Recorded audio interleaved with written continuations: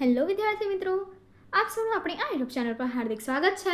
આજે હું લઈને આવી છું ધોરણ 6 વિષય સામાજિક વિજ્ઞાન ગાલા સ્વાધ્યાય પોથીમાં પાઠ 7 ભારતના સાંસ્કૃતિક મૂળનું સંપૂર્ણ સોલ્યુશન. તો ચલો આપણે આગળ વધીએ. પરંતુ તે પહેલાં જો તમે આપણી આ યુટ્યુબ ચેનલને લાઇક, શેર અને સબસ્ક્રાઈબ ન કરી હોય તો જરૂરથી કરજો. પ્રશ્ન 1. નીચેના વિકલ્પ માટે યોગ્ય વિકલ્પ પસંદ કરીને તમારે જવાબ આપવાનો છે. પહેલું, ભારતીય સંસ્કૃતિના મૂળ કઈ સભ્યતા સુધી જાય છે? જવાબ છે બી, હડપ્પા સભ્યતા. બીજું, ભારતના સૌથી પ્રાચીન ગ્રંથો કોને ગણવામાં આવે છે?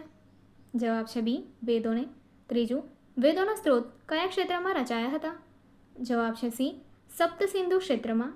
ચોથું, વેદોની ઋચાઓ કોને કાવ્ય સ્વરૂપે સંબોધી કરી હતી? જવાબ છે એ, દેવતાઓને. પાંચમું, એકમ સત વિપ્રા બહુધા વદંતી, અર્થાત આ સુભાષિત કયા ગ્રંથનું છે? જવાબ છે ડી, ઋગ્વેદની ઋચા છે. ત્યારબાદ છઠ્ઠું, પ્રારંભિક વૈદિક સમાજના ભરત, કુરુ, પુરુ, યદુ જેવા જનસમૂહો ભારતીય ઉપખંડના કયા ભાગમાં જોડાયેલા હતા? જવાબ છે સી, ઉત્તર પશ્ચિમ. સાતમું, વૈદિક સમયમાં દૈનિક ધાર્મિક વિધિઓમાં કયા દેવતાની પ્રાર્થના અને અપર્ણાનો સમાવેશ થતો? જવાબ છે ડી, અગ્નિદેવનો. 8. સર્વે ભવંતુ સુખીનઃનો અર્થ શું થાય છે? જવાબ છે બી, બધા જીવ સુખી રહે. 9. એવા કયા દર્શનો ઉદ્ભવ્યા હતા કે જેમણે વેદોના પ્રભુત્વને સ્વીકાર્યું નહીં? જવાબ છે સી, એ અને બી બંને, એટલે કે બૌદ્ધ ધર્મ અને જૈન ધર્મ. 10. ગૌતમ બુદ્ધના બાળપણનું નામ શું હતું? જવાબ છે સી, સિદ્ધાર્થ. 11. બૌદ્ધ ધર્મનો કયા વિસ્તાર પર ઊંડો પ્રભાવ હતો? જવાબ છે ડી, ભારત અને સમગ્ર એશિયામાં. 12. નચિકેતાની કથા કયા ઉપનિષદમાં આવે છે? તો જવાબ છે એ, કઠોપનિષદ. આગળ 13. શ્વેતકેતુના યથાર્થ બોધની વાર્તા કયા ઉપનિષદમાંથી લેવામાં આવેલ છે? જવાબ છે બી, છાંદોગ્ય ઉપનિષદ. 14. જનક રાજાના દરબારમાં વિદુષી ગાર્ગીએ કયા ઋષિ સાથે ચર્ચા કરી હતી? જવાબ છે યાજ્ઞવલ્ક્ય ઋષિ. 15. મહાવીર સ્વામીના બાળપણનું નામ શું હતું? જવાબ છે બી, વર્ધમાન. 16. રાજકુમાર વર્ધમાન 12 વર્ષની તપસ્યા બાદ કયા નામથી જાણીતા થયા હતા? જવાબ છે સી, મહાવીર. 17. જાતક કથાઓમાં કોના પૂર્વજન્મની વાર્તાઓ આવે છે? જવાબ છે બી, ગૌતમ બુદ્ધના. 18. રોહિણી નામનો ચોર કોના ઉપદેશ મંત્રથી સાધુ બન્યો હતો? જવાબ એ, મહાવીર સ્વામીના. 19. ચારવાક વિચારધારાને બીજા કયા નામે ઓળખવામાં આવતી? જવાબ છે એ, લોકાયત. 20. ભારતના બંધારણમાં જનજાતિ માટે કયા શબ્દનો ઉપયોગ કરવામાં આવ્યો છે? જવાબ છે એ, ટ્રાઇબલ કોમ્યુનિટી. 21. અરુણાચલ પ્રદેશની અનેક આદિવાસી જાતિઓ કયા દેવતાની પૂજા કરે છે? જવાબ છે બી, ડોની પોલોની. 22. પૂર્વ ભારતમાં કઈ જાતિના આદિવાસી સમૂહો દેવશક્તિની સાથે સિંગબોંગાની પૂજા કરે છે? જવાબ છે એ, મુંડા અને સંથાલ. 23. મધ્ય ભારતમાં પરમાત્મા તરીકે કયા ભગવાનને માનવામાં આવે છે? જવાબ છે બી, જગન્નાથ ભગવાન. 24. કયા ધર્મના ઉપદેશમાં અહિંસા અને એકાંતવાદ અને અપરિગ્રહનો મુખ્ય ઉપદેશ તરીકે સમાવેશ થયેલ છે? જવાબ છે એ, જૈન ધર્મ. પ્રશ્ન 2. તમારે ખાલી જગ્યા પૂરવાની છે. પહેલું, વિદ્વાનોના મતે ખાલી જગ્યા સંસ્કૃતિના કેટલાક મૂળ હડપ્પાના સભ્યતા સુધી જાય છે? જવાબ છે ભારતીય. બીજું, વેદ શબ્દ ખાલી જગ્યા પરથી આવ્યો છે? જવાબ છે વિદ એટલે કે જાણવું. ત્રીજું, ઉપનિષદો ખાલી જગ્યા ખ્યાલો પર આધારિત છે? જવાબ છે દાર્શનિક, તત્વજ્ઞાન. ચોથું, પ્રથમ શાબ્દીના આરંભમાં ખાલી જગ્યાથી કેટલાક અન્ય દર્શનોનો વિકાસ થયો હતો? જવાબ છે ગંગાખીણ. પાંચમું, ઋષિ ઉદ્દાલક આરુણીએ એમના પુત્ર ખાલી જગ્યાને વેદોના અભ્યાસ કરવા માટે ગુરુકુળમાં મોકલ્યો હતો? જવાબ છે શ્વેતકેતુ. 6. શ્વેતકેતુ ખાલી જગ્યા વર્ષ પછી ગુરુકુળમાં અભ્યાસ કરીને સ્વગૃહે પરત ફર્યો હતો? જવાબ છે 12 વર્ષે. 7. મહાવીર સ્વામીનું જન્મસ્થળ ખાલી જગ્યા શહેર નજીક આવેલું હતું? જવાબ છે વૈશાલી. 8. મહારાષ્ટ્રના ખાલી જગ્યામાં ઔરંગાબાદ પાસે હિન્દુ, બૌદ્ધ અને જૈન ધર્મની ગુફાઓ આવેલી છે? જવાબ ઇલોરા, વેરુળ. હવે આગળ જોઈએ. 9. ભૌતિક જગતમાં એકમાત્ર સત્ય અને મૃત્યુ પછીનું જીવન અશક્ય છે એ ખાલી જગ્યા વિચારધારા છે. જવાબ છે ચારવાક, લોકાયત. 10. ઓડિશાના ખાલી જગ્યામાં ભગવાન જગન્નાથનું મંદિર આવેલું છે. જવાબ છે પુરી. 11. નીલગિરી પર્વતમાં ખાલી જગ્યાથી વધુ શિખરો પર દેવતાઓના નિવાસ સ્થાન આવેલા છે. જવાબ છે ટોળા. 12. ડોનીપોલોની પૂજા ખાલી જગ્યાની અનેક જનજાતિઓ પરમાત્મા તરીકે કરે છે. જવાબ છે અરુણાચલ પ્રદેશ. 13. પૂર્વ ભારતમાં મુંડા અને સંથાલ જનજાતિઓ દેવશક્તિઓ સાથે ખાલી જગ્યાની પૂજા કરે છે. જવાબ છે સિંગબોગા. પ્રશ્ન 3. આપેલું વિધાન ખરું છે કે ખોટું તે તમારે નિશાની કરીને દર્શાવવાનું છે. પહેલું, વેદનો અર્થ આધ્યાત્મિક સ્પિરિચ્યુઅલ થાય છે. વિધાન ખોટું છે. બીજું, વેદોમાં હજાર સ્ત્રોતો ગદ્યના રૂપમાં વર્ણન માટે છે. વિધાન ખોટું છે. ત્રીજું, ઉપનિષદોમાં પુનર્જન્મ અને કર્મનો ઉલ્લેખ બિલકુલ નથી. વિધાન ખોટું છે. ચોથું, બૌદ્ધ ધર્મના વેદોમાં પ્રભુત્વને સ્વીકારવામાં આવેલ છે. વિધાન ખોટું છે. પાંચમું, ઋષિ ઉદ્દાલકે પોતાના પુત્રને સમજાવવા બ્રહ્મ સ્વરૂપનો ઉપદેશ આપ્યો હતો. વિધાન સાચું છે. છઠ્ઠું, જાતક કથાઓનું બૌદ્ધ ધર્મના આદર્શોને વ્યક્ત કરે છે. વિધાન સાચું છે. 7. ચારવાક વિચારધારાને વધુ લોકપ્રિયતા મળી હતી. વિધાન ખોટું છે. 8. કેટલાક જનજાતિ સમુદાયોએ હિન્દુ દેવતાઓને પહેલેથી જ સ્વીકારી લીધા હતા. વિધાન સાચું છે. 9. હિન્દુ અને જનજાતિ સમાજમાં પર્વતો, નદીઓ, વૃક્ષો, છોડ અને પ્રાણીઓને પવિત્ર માનવામાં આવતા નથી. વિધાન ખોટું છે. 10. વૈદિક મંત્રોની હસ્તપ્રત તાડપત્ર પર લખવામાં આવી છે. જવાબ વિધાન સાચું છે. 11. વેદ ભારતના પ્રાચીનતમ ગ્રંથ છે. વિધાન સાચું છે. 12. વૈદિક ઉક્તિ એકમ સદવિપ્રા બહુધા વદંતી બ્રહ્માણી શક્તિઓની એકતા પર ભાર મૂકે છે. વિધાન સાચું છે. 13. બૌદ્ધ ધર્મ વેદોથી પણ વધુ પ્રાચીન છે. વિધાન ખોટું છે. 14. જૈન મત બૌદ્ધ મતની એક શાખા તરીકે વિકાસ પામ્યો હતો. વિધાન ખોટું છે. 15. બૌદ્ધ મત અને જૈન મત બંને શાંતિપૂર્ણ સહઅસ્તિત્વ અને તમામ જીવાત્માઓને નુકસાન ન પહોંચાડવા માટે પ્રયત્નશીલ છે. વિધાન સાચું છે. 16. આદિવાસી માન્યતાઓ આત્મા અને દેવતાઓ સુધી મર્યાદિત છે. વિધાન ખોટું છે. પ્રશ્ન 4. યોગ્ય જોડકા જોડો. તમારે અને વિભાગ બ સાથે જોડવાનો છે. તો જોઈએ. ગૌતમ બુદ્ધ. તો જવાબ આપ્યો છે બૌદ્ધ ધર્મના સ્થાપક. બીજું, મહાવીર સ્વામી. તો જૈન ધર્મના 24મા તીર્થકર. ત્રીજું, ઋષિ ઉદ્દાલક આરુણી. તો જવાબ આપ્યો છે શ્વેતકેતુના પિતા.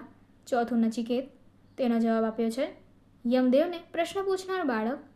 પાંચમું, રોહિણેય. તો જવાબ આપ્યો છે મહાવીર સ્વામીનો શિષ્ય. બીજો જોઈએ. પહેલું, જાતક કથા. તો જવાબ આપ્યો છે બૌદ્ધ ધર્મનો ઉપદેશ આપતી કથા. બીજું, જૈન કથા. તો જવાબ છે રોહિણેય નામના ચોરની કથા. ત્રીજું, છાંદોગ્ય ઉપનિષદ. તો જવાબ આપ્યો છે શ્વેતકેતુની કથા.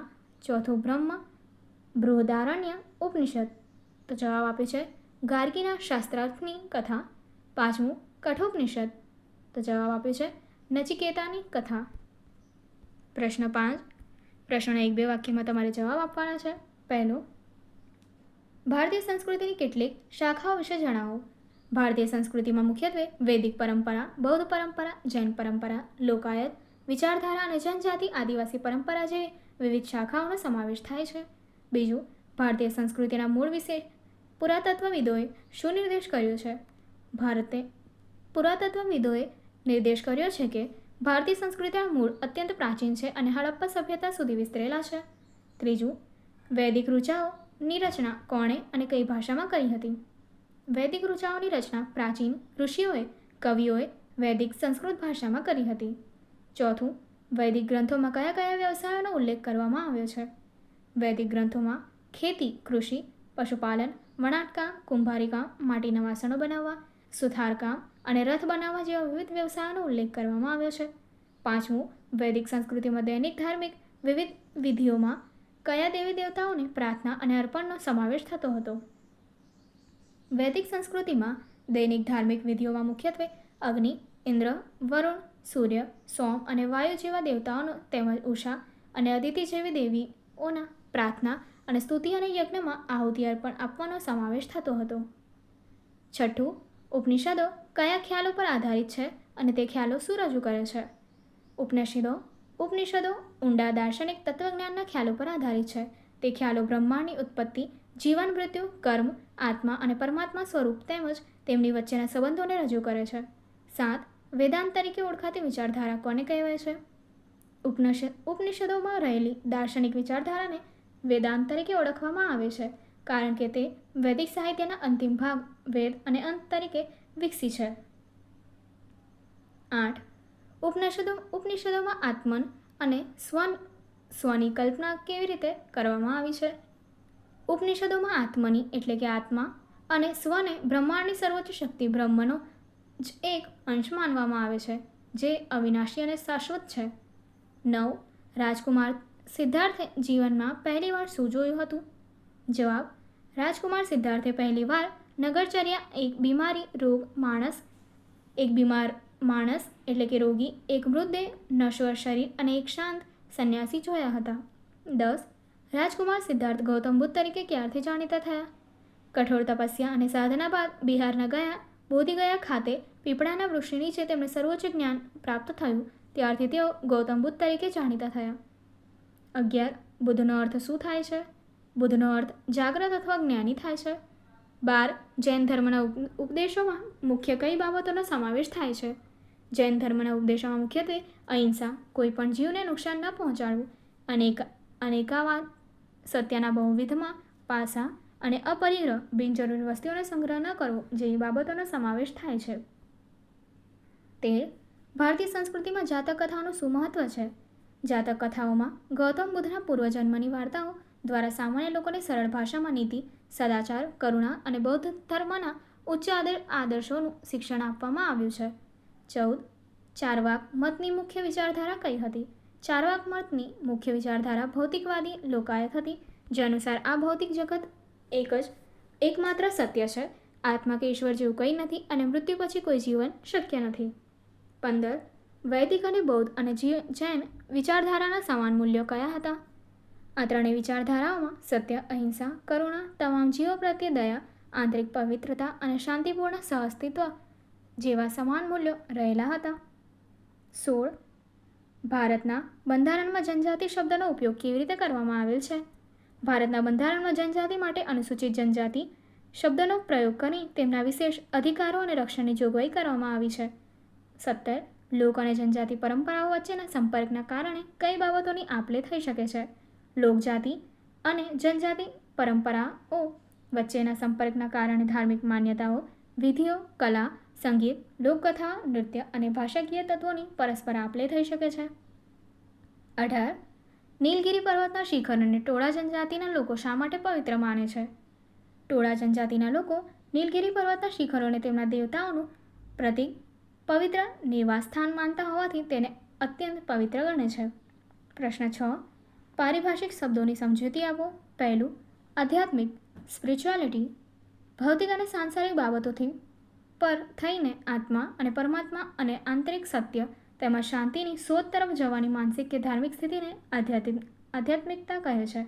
બીજું છે મુમુક્ષુ સીકર, જે વ્યક્તિ સાંસારિક મોહમાયા છોડીને પરમ સત્ય, જ્ઞાન કે મોક્ષ એટલે કે મુક્તિ મેળવવાની તીવ્ર ઈચ્છા રાખે છે, તેની શોધમાં મથે છે, તેને મુમુક્ષ કહે છે.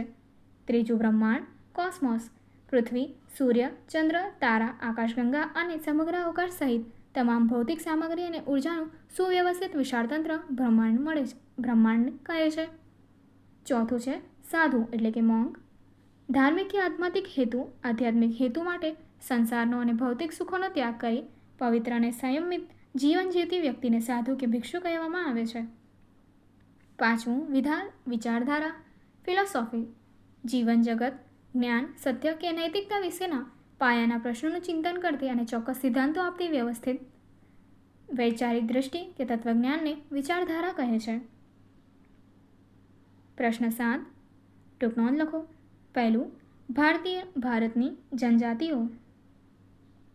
ભારતીય ઉપખંડમાં અતિ પ્રાચીન સમયથી વિવિધ જનજાતિઓ આદિવાસી સમૂહો વસે છે.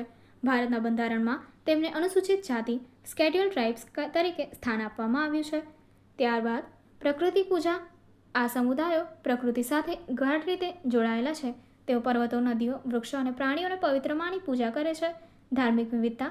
અરુણાચલ પ્રદેશની જનજાતિઓ ડોની પોલોની સૂર્ય અને ચંદ્રની પૂજા કરે છે. પૂર્વ ભારતના મુંડા અને સંથાલ સમુદાયો સિંગબોગા દેવતાની પૂજા કરે છે. દક્ષિણ ભારતમાં નીલગિરીની ટોળા જનજાતિઓ પર્વત શિખરોને દેવતાનું નિવાસસ્થાન માને છે. સાંસ્કૃતિક સમન્વય. જનજાતિઓ અને સામાન્ય લોક પરંપરા વચ્ચેના લાંબા સંપર્કથી કલા, સંગીત, લોકગીતો અને ધાર્મિક વિધિઓની પરસ્પર આપ-લે થઈ છે, જેણે ભારતીય સંસ્કૃતિને સમૃદ્ધ બનાવી છે. બીજું, ચારવાક વિચારધારા સમય જતાં ભારતીય ઉપખંડમાંથી નામશેષ થઈ. ઐતિહાસિક કારણ આપી સમજાવો. ભૌતિકવાદી અભિગમ. ચારવાક વિચારધારા લોકાયત સંપૂર્ણપણે ભૌતિકવાદી હતી. તે માત્ર દેખાતા જગતને જ સત્ય માનતી. અસ્વીકાર. આ વિચારધારા ઈશ્વર, આત્મા, પુનર્જન્મ, કર્મનો સિદ્ધાંત કે પરલોકની કલ્પનાનો સ્પષ્ટ અસ્વીકાર કરતી હતી. આધ્યાત્મિક પૃષ્ઠભૂમિ. ભારતીય ઉપખંડોની પ્રજા પ્રાચીન સમયથી જ નૈતિક મૂલ્યો અને આધ્યાત્મિકતા સાથે ઊંડી જોડાયેલી હતી. વૈદિક સાહિત્ય. બૌદ્ધ ધર્મ અને જૈન ધર્મ આંતરિક શુદ્ધિ અને કરુણા ઉપર ભાર મૂક્યો હતો. નામશેષ થવાનું કારણ. ચારવાક દર્શનની માત્ર ભોગવિલાસ અને ભૌતિક સુખ મેળવવાની વાત માનવ મનને કાયમી નૈતિકતા માર્ગ કે આધ્યાત્મિક સંતોષ આપી શકી નહીં. ભારતીય સમાજે આધ્યાત્મિકતા અને નૈતિકતાના ઉચ્ચ મૂલ્યોને સ્વીકાર્યા હોવાથી આ ભૌતિકવાદી વિચારધારા સમય જતાં લોકપ્રિયતા ગુમાવીને નામશેષ થઈ ગઈ. ત્રીજું, ભારતમાં જનજાતિ અને હિન્દુ સમાજમાં પ્રાકૃતિક તત્વોને પવિત્ર માનવામાં આવે છે. ઐતિહાસિક કારણ આપો. ભારતની પ્રાચીન વૈદિક સંસ્કૃતિ અને જનજાતિ સંસ્કૃતિ બંને પ્રકૃતિના સાનિધ્યમાં વિકસી હોવાથી તેઓ પ્રકૃતિને જીવનદાતા માને છે. ઋગ્વેદના સમયથી જ હિન્દુ સમાજમાં સૂર્ય, વાયુ, અગ્નિ અને નદીઓ જેવા કુદરતી તત્વોને દેવતા સ્વરૂપે પૂજવામાં આવે છે. જ્યારે જનજાતિ સમુદાયો પર્વત શિખરો અને જંગલોને તેમના દેવોનું નિવાસસ્થાન માનીને તેનું રક્ષણ કરે છે. આ પ્રાકૃતિક તત્વો માનવ જીવનના અસ્તિત્વને પોષણ માટે અનિવાર્ય હોવાથી પર્યાવરણનું સંતુલન જાળવી રાખવા અને કૃતજ્ઞતા વ્યક્ત કરવા માટે બંને સમાજોમાં પ્રાકૃતિક તત્વોને પવિત્ર માનવાની પરંપરા ઐતિહાસિક કથાથી ચાલતી આવે છે. ચોથો પ્રશ્ન. ગૌતમ બુદ્ધ અને મહાવીર સ્વામીએ આપેલા ઉપદેશો આપણને કઈ રીતે ઉપયોગી છે? ગૌતમ બુદ્ધ અને મહાવીર સ્વામીએ આપેલા ઉપદેશો આપણને લોભ, મોહ અને અહંકાર છોડીને પવિત્ર તેમજ સાદગીપૂર્ણ સદાચારી જીવન જીવવાની પ્રેરણા આપે છે. તેમના અહિંસા અને કરુણાના સિદ્ધાંતો આજના સમાજમાં પરસ્પર પ્રેમ, શાંતિ અને ભાઈચારો સ્થાપવામાં ખૂબ જ મદદરૂપ બને છે. તેમણે જાતિ, જ્ઞાતિ ભેદભાવનો વિરોધ કરીને દરેક મનુષ્યને સમાન ગણવાનો બોધ આપ્યો છે, જે આજના લોકતાંત્રિક યુગ માટે અનિવાર્ય છે. તેમજ તેમનો જીવદયાનો ઉપદેશ આજના સમયમાં પર્યાવરણ અને પ્રાણીઓના રક્ષણ માટે અત્યંત ઉપયોગી છે. પાંચમું, બૌદ્ધ અને જૈન ધર્મના અહિંસાનો અર્થ કેવી રીતે કરવામાં આવ્યો છે? બૌદ્ધ અને જૈન ધર્મના અહિંસાનો અર્થ માત્ર કોઈની શારીરિક હત્યા ન કરવા પૂરતો સીમિત નથી, પરંતુ તે ઘણો વ્યાપક છે. આ બંને ધર્મો અનુસાર કોઈપણ જીવનને મનથી ખરાબ વિચારીને, વચનથી કડવા વેણ બોલીને કે કર્મથી શારીરિક ઈજા પહોંચાડીને દુઃખ ન આપવું તે જ સાચી અહિંસા છે. જગતના નાનામાં નાના જીવજંતુ કે વનસ્પતિ પ્રત્યે પણ દયાભાવ રાખવો અને દરેક જીવને પોતાની જેમ જીવવાનો સમાન અધિકાર છે તે સ્વીકારીને આદર આપવો, તેઓ આ બંને ધર્મોમાં અહિંસાનો વ્યાપક અર્થ માનવામાં આવ્યો છે. છઠ્ઠું, બૌદ્ધ અને જૈન ધર્મમાં સાધુઓ અને સાધ્વીઓનું શું યોગદાન હતું? બૌદ્ધ અને જૈન ધર્મમાં સાધુ અને સાધ્વીઓએ ધર્મના પ્રસાર અને સામાજિક જાગૃતિ લાવવામાં ખૂબ જ મહત્વપૂર્ણ યોગદાન આપ્યું હતું. તેઓએ પોતાના ઘરબારનો ત્યાગ કરીને સંયમિત અને પવિત્ર જીવન અપનાવ્યું હતું અને વર્ષના મોટાભાગના સમય દરમિયાન વિવિધ પ્રદેશોમાં પગપાળા ભ્રમણ કરીને સામાન્ય લોકોને સદાચાર, કરુણા, સત્ય અને અહિંસાના ઉચ્ચ ઉપદેશો આપ્યા હતા. ચોમાસાના દિવસોમાં જ્યારે મુસાફરી કરવી મુશ્કેલ બનતી ત્યારે તેઓ એક જ સ્થળે વિહારો કે મઠોમાં રહીને આધ્યાત્મિક સાધના કરતા અને આસપાસના જનસમુદાયને ધાર્મિક માર્ગદર્શન પૂરું પાડતા હતા. આ સાધુ સાધ્વીઓએ સમાજમાં પ્રવર્તતા કુરિવાજો અને જાતિગત ભેદભાવોને દૂર કરવા મહત્વની ભૂમિકા ભજવી હતી. તેમજ બંને ધર્મના પવિત્ર ગ્રંથો, જ્ઞાન અને નૈતિક આદર્શોને સાચવીને ભવિષ્યની પેઢી સુધી પહોંચાડવાનું મોટું કાર્ય કર્યું હતું. પ્રશ્ન 8. પ્રશ્નના ઉત્તર આપો. પહેલું, વેદ શું છે? તે શું સંદેશ આપે છે? વેદ એ ભારતની પ્રાચીનતમ અને સૌથી પવિત્ર સાહિત્યિક ધરોહર છે, જે વેદ એટલે કે જાણવું શબ્દ પરથી આવ્યો છે અને તેનો અર્થ જ્ઞાન થાય છે. પ્રાચીન ઋષિઓ દ્વારા રચાયેલ વેદો મુખ્યત્વે 4 છે: ઋગ્વેદ, યજુર્વેદ, સામવેદ અને અથર્વવેદ. જેમાં બ્રહ્માંડની શક્તિઓ, પ્રકૃતિ અને દેવી દેવતાઓની સ્તુતિ કરતા હજારો સ્ત્રોતો કાવ્ય સ્વરૂપે સંગ્રહિત છે. વેદો આપણને સર્વોચ્ચ આધ્યાત્મિક અને નૈતિક જીવન જીવવાનો સંદેશ આપે છે. તે એકમ સત વિપ્રા બહુધા વદંતી દ્વારા સમજાવે છે કે પરમ સત્ય એક જ છે, પરંતુ વિદ્વાનો તેને જુદા જુદા નામે ઓળખે છે. વળી વેદો સર્વે ભવંતુ સુખીનાના ઉદ્ઘોષ દ્વારા સમગ્ર વિશ્વના તમામ જીવો સુખી, નિરોગી અને શાંતિપૂર્ણ રહે તેવા સાર્વત્રિક કલ્યાણ અને વિશ્વબંધુત્વનો ભવ્ય સંદેશ આપે છે. બીજું, પ્રથમ શતાબ્દી પૂર્વે ભારતમાં કઈ નવી વિચારધારાઓ ઉભરી હતી, એટલે કે આવી તેના મૂળભૂત સિદ્ધાંતો શું હતા? પ્રથમ સહસ્રાબ્દી પૂર્વેના સમયગાળામાં ખાસ કરીને ગંગા નદીના ખીણના વિસ્તારમાં વૈદિક પરંપરાથી અલગ એવી કેટલીક નવી અને ક્રાંતિકારી વિચારધારાઓ ઉભરી આવી હતી, જેમાં બૌદ્ધ ધર્મ, જૈન ધર્મ અને ચારવાક લોકાના દર્શન મુખ્ય હતા. આ નવી વિચારધારાઓ મૂળભૂત સિદ્ધાંતોમાં અહિંસા, કરુણા અને આંતરિક શુદ્ધિ કેન્દ્ર સ્થાને હતા. બૌદ્ધ અને જૈન ધર્મ રૂઢિચુસ્ત યજ્ઞો, કર્મકાંડો અને જ્ઞાતિ આધારિત સામાજિક ભેદભાવને અસ્વીકાર કરીને તમામ મનુષ્યોને સમાન ગણ્યા હતા. જૈન ધર્મ મન, વચન અને કર્મથી અહિંસા પાળવી અને એકાંતવાદ અને એટલે કે સત્યના બહુવિધ પાસાનો સ્વીકાર કરવો અને બિનજરૂરી વસ્તુઓનો સંગ્રહ ન કરવો તેવા સિદ્ધાંતો આપ્યા. જ્યારે બૌદ્ધ ધર્મે મધ્યમ વર્ગ, પવિત્ર આચરણ અને પ્રાણી માત્ર પ્રત્યે અસીમ કરુણા રાખવાનો બોધ આપ્યો. બીજી તરફ ચાર્વાક દર્શને સંપૂર્ણ ભૌતિકવાદી સિદ્ધાંત આપીને માત્ર પ્રત્યક્ષ દેખાતા જગતને જ સત્ય માન્યું હતું. ત્રીજો પ્રશ્ન, પરિચય આપો. મહાવીર સ્વામી. મહાવીર સ્વામી જૈન ધર્મના 24મા અને અંતિમ તીર્થકર હતા. તેમનો જન્મ વૈશાલી પ્રદેશ નજીક ક્ષત્રિય જ્ઞાતિમાં થયો હતો અને તેમનું બાળપણનું નામ વર્ધમાન હતું.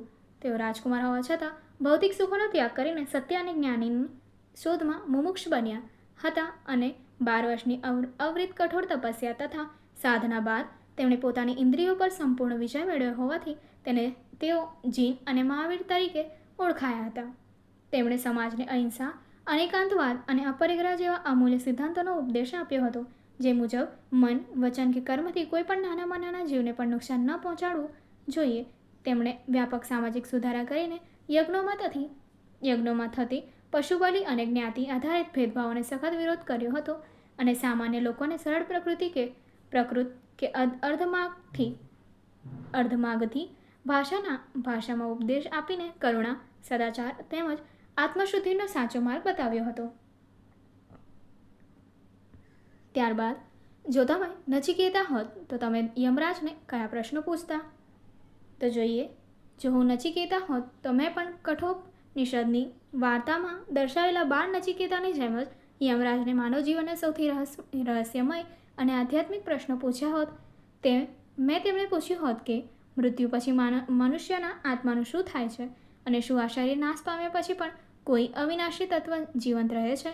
વળી મેં એ પ્રશ્ન પણ પૂછ્યો હોત કે મનુષ્યને આ સંસારના જન્મ અને મરણના અનંત ચક્રમાંથી કાયમી મુક્તિ એટલે કે મોક્ષ કેવી રીતે મળી શકે અને તે પરમ સત્ય કે પરમાત્માને મેળવવાનો સાચો માર્ગ કયો છે? આ ઉપરાંત વર્તમાન સમયના સંદર્ભમાં મેં એ પણ જાણવાનો પ્રયત્ન કર્યો હોત કે પૃથ્વી પરના તમામ મનુષ્યો પાયાના ભેદભાવો અને લોભ, મોહ છોડીને પરસ્પર શાંતિ તેમજ સદભાવનાપૂર્વક કેવી રીતે જીવન જીવી શકે. આગળ તેમણે પ્રવૃત્તિ આપી છે. પહેલું, શાળાના પુસ્તકાલયનો ઉપયોગ કરી તથા તમારા વર્ગ શિક્ષક કે માર્ગદર્શકની મદદથી ગુજરાતમાં આવેલી બૌદ્ધ ગુફાઓ અને જૈન ધર્મના તીર્થસ્થાનોની યાદી બનાવો. બીજું, જાતક કથાઓનું પુસ્તક શાળા પુસ્તકાલયમાંથી મેળવીને તેનું વર્ગખંડમાં પ્રાર્થના સભામાં વાંચન કરો. ત્રીજું, જૈન ધર્મના કુલ 24 તીર્થકરની યાદી બનાવો. ચોથું, તમારી આસપાસ કોઈ જૈન મંદિર કે બૌદ્ધ ધર્મની ગુફા આવેલ હોય તો શાળામાંથી મુલાકાતનું આયોજન કરો અથવા અજંતા એલોરાની ગુફાઓ વિશે અંક તૈયાર કરો. પાંચમું, ઉપનિષદોમાં આવેલ વ્યક્તિ ચરિત્રની વાર્તાઓ શાળા પુસ્તકાલયમાંથી મેળવીને તેનું વાંચન કરો. છઠ્ઠું, ભારતમાં જનજાતિ સમાજની સંસ્કૃતિને ઉજાગર કરતા લોકમેળાઓની યાદી તમારા શિક્ષકની મદદથી બનાવો. આગળની એક્ટિવિટી જોવા માટે અહીં આપેલી એન્ડ સ્ક્રીન પર ક્લિક કરો. Thank you.